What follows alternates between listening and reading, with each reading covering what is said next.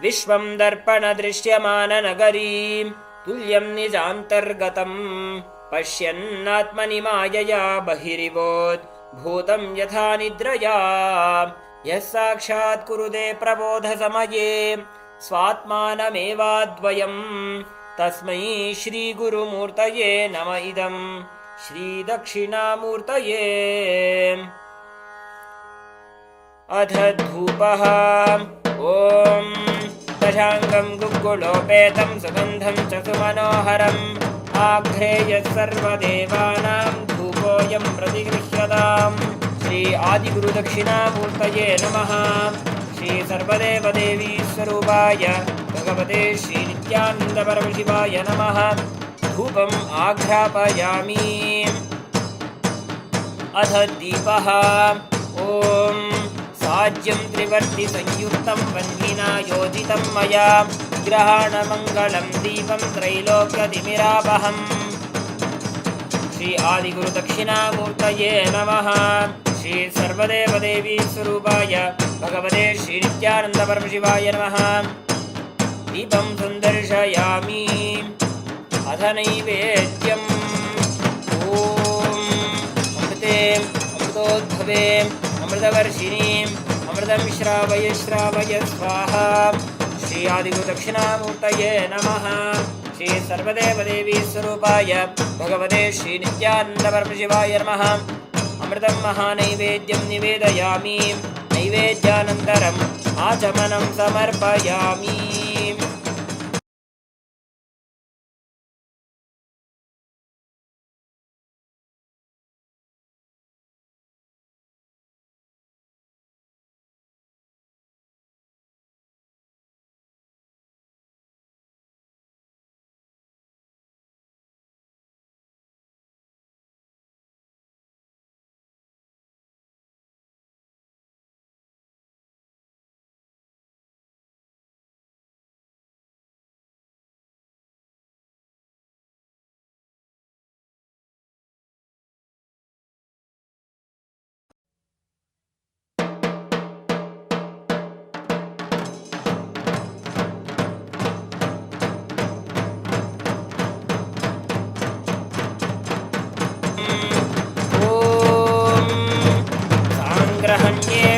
यजते इमां जनताकुं सङ्गृह्णानीति द्वादशारत्नीरशना भवति।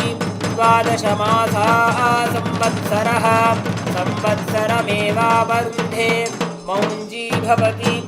ऊर्ध्वै मुञ्जाः ऊर्जमेवावरुन्धे चित्रानक्षत्रं भवति। चित्रं वा एतत्कर्म। श्री आदिगुरुदक्षिणामूर्तये नमः। सर्वदेवदेवी स्वरूपाय भगवते श्रीनित्यानन्दपरमशिवाय नमः। अलङ्कारदीपं सन्दर्शयामि।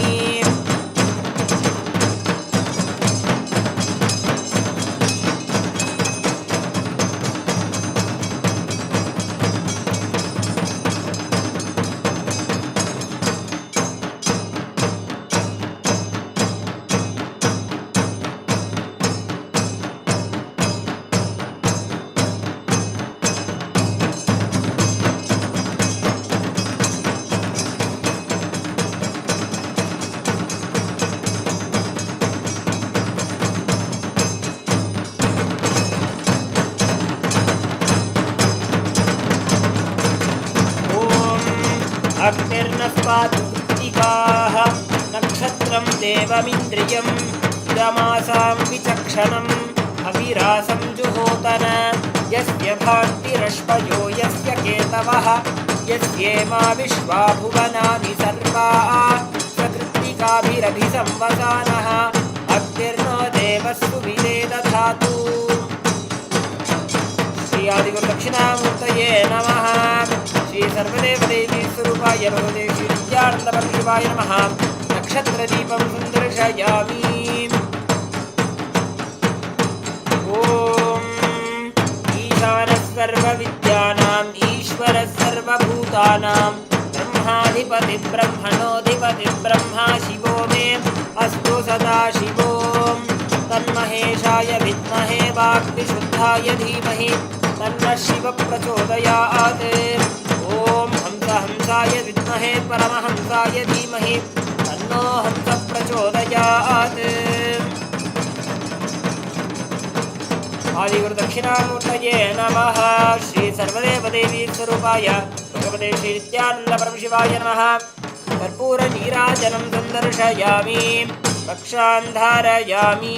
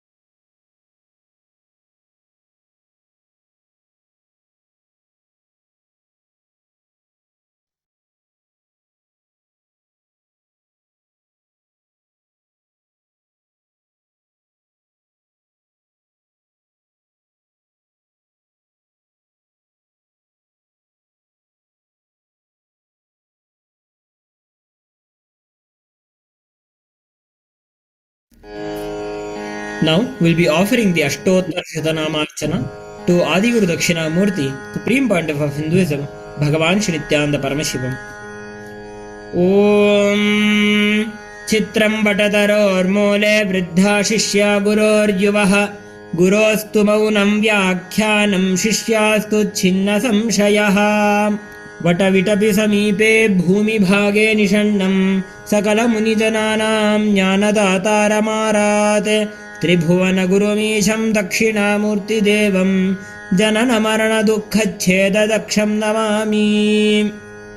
ओम विद्यारूपिणे नमः।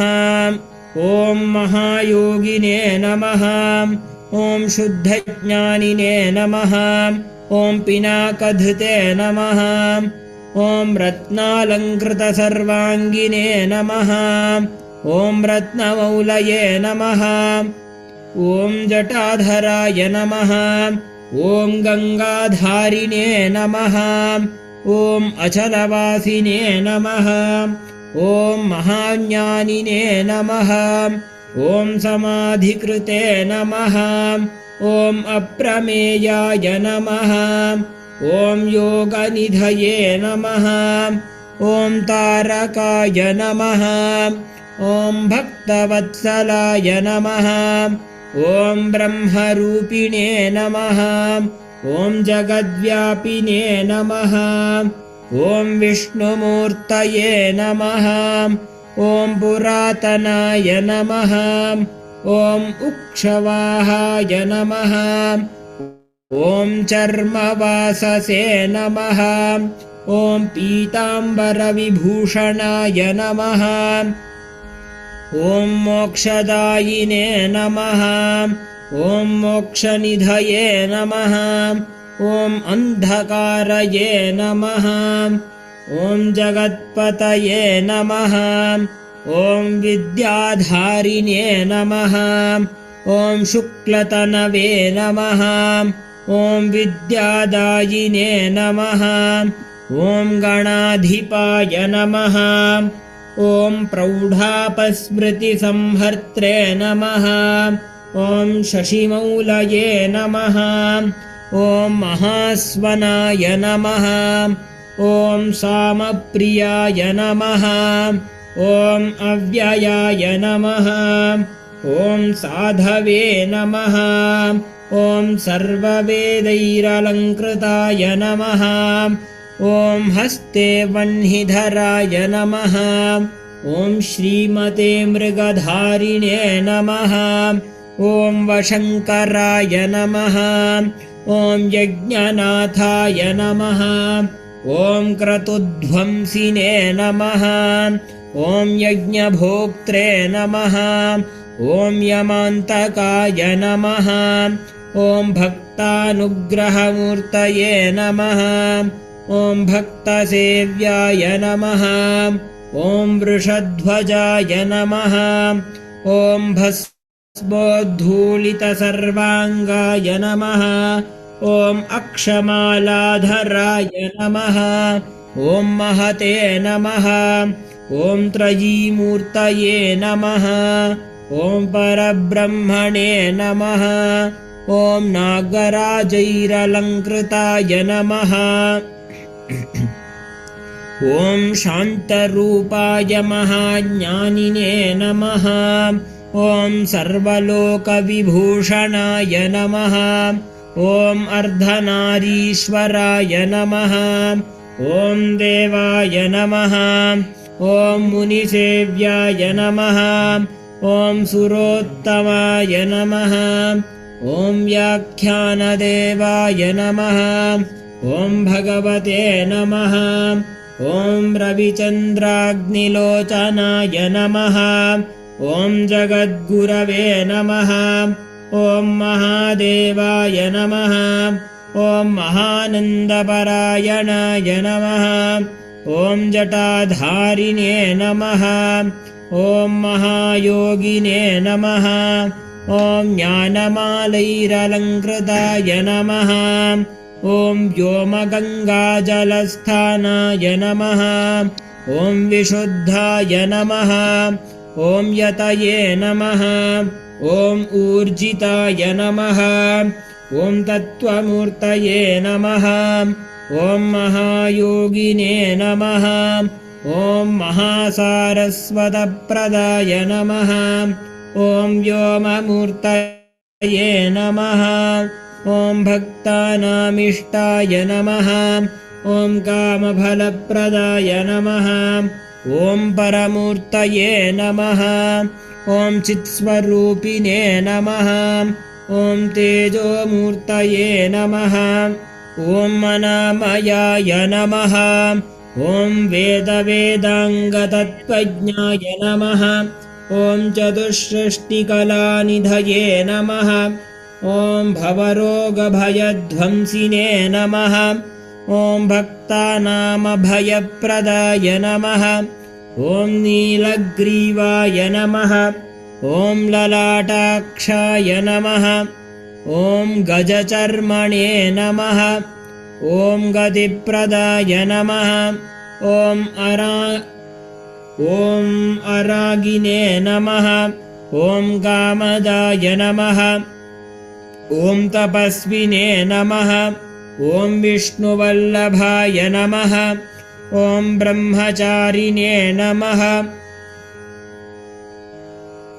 ॐ